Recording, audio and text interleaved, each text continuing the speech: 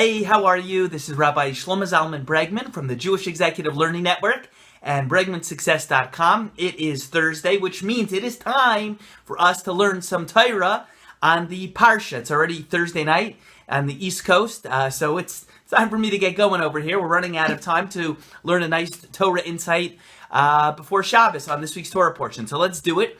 I'm going to share with you something from Short and Sweet on the Parsha, my commentary, my Torah book on the weekly Torah portion. This week's Torah portion is called Lech Lecha, which is the third one in the Chumash, in the Bible, and it's the third one, therefore, in the book of Genesis. So the pasuk says, the verse says, in the book of Bereshis, chapter 12, verse 10, the verse says there was a famine in the land. The land is referring to Eretz Yisrael, the land of Israel. There was a famine in the land, and Avram, that's Avram Avinu, descended to Egypt to sojourn there, okay? So Abraham, he's in the land of Israel, and there was a famine, so he needed food, so he went to the land of Egypt to hopefully find some sustenance. Okay, good. So that's the verse.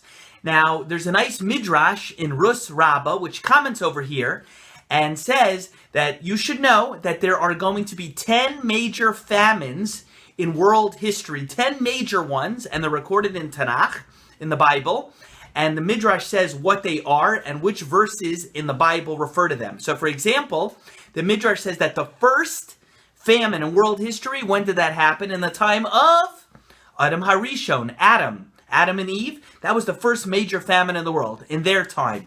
Number two, the Midrash says, I'll give you another example, like the famine in this verse, in our Torah portion, is the third major one in the world, in world history of huge significance. And the Midrash goes on to enumerate them, and then the Midrash goes on to say that the 10th famine is going to happen at the end of days, Acharis Hayomim, sort of the end of the pre-Messianic world, before the Mashiach, the Messiah, will come.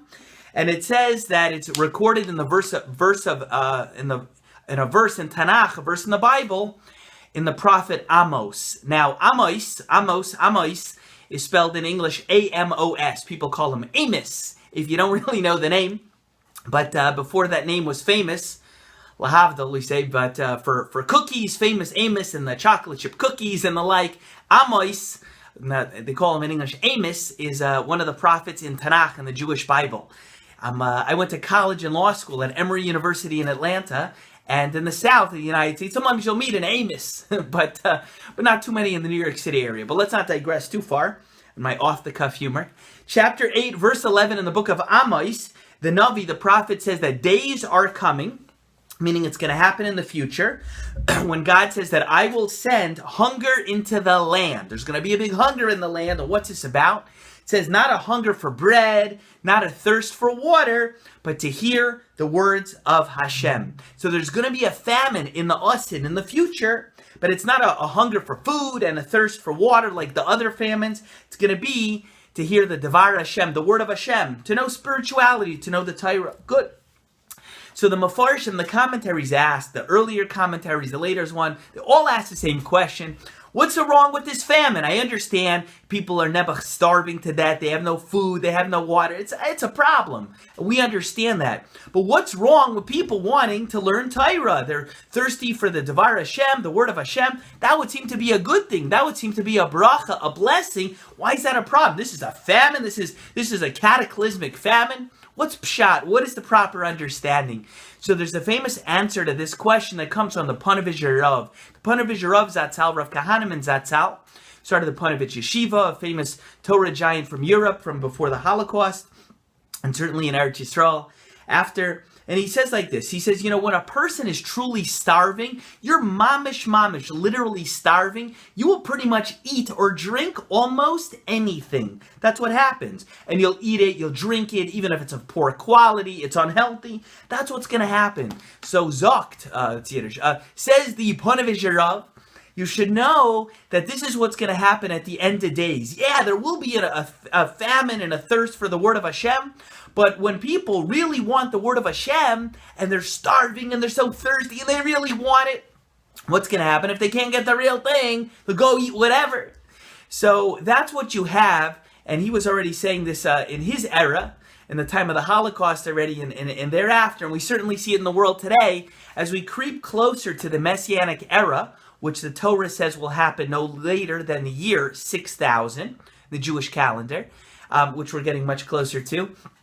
You see more and more there are people that are looking for spirituality and looking for meaning and looking for transcendence and to develop themselves and grow and become and give. And there's a whole movement. Much of the personal development world and movement is predicated on people wanting to grow and maximize themselves and their potential and all kinds of things like that. But you know what? When a person wants to grow and you want to connect to God, if you can't have the real thing, you can't have real insight, real truth, real spirituality from your maker and creator, you kind of eat anything, you know? So unfortunately today we have a lot of people, let's see, some Jewish people, they're looking to connect to God, but what happens? They'll eat anything. So they'll get involved, unfortunately, with like Jews for Jesus. Or some people go and get involved in these fake Kabbalah centers and all kinds of things like that. Why? Because when you're hungry, you eat anything, you drink anything, whether it's real, whether it's not, whether it's healthy, whether it's not. And that is the spirituality that people are looking for, which is described by this famine. And that's why it's a problem, because not everybody's going to end up eating the real deal, and that becomes a problem. And that's a terrible tragedy, and that's what the Ponevezh Rav is referring to. So the bottom line I want you to take from this Dvar Torah, and I use the launch off of the verse in our Parsha, which is speaking about the famine in the time of Abraham, to speak about, it was my excuse, so to speak, to be honest, to speak about the 10th famine, which comes at the end of days, and this is the idea I want you to know. And that is, I myself, I'm just speaking very personally, I'm interested in motivating people and inspiring and encouraging them to grow, but everything I say has what we call marma kindness, has sources. You have to be rooted in something real and true. Otherwise, you could be a person out there and you're trying to help people and help them grow, or you yourself could be trying to, but who knows? Who knows if it's true? Who knows if it's rooted in something real? Make sure when you're hungry for spirituality, you're connected to Hashem, to real Torah, to real Torah scholars, people connected to the real authentic Torah wisdom. Otherwise, you go on Google, you go on YouTube, you find anyone else that says something nice or interesting, and you eat it, you consume it. Is it real? Is it not? Is it true? Did they make it up? A lot of people in the sphere of personal development and self-help, they just make stuff up or they just repeat what other people say. But how do you know it's true?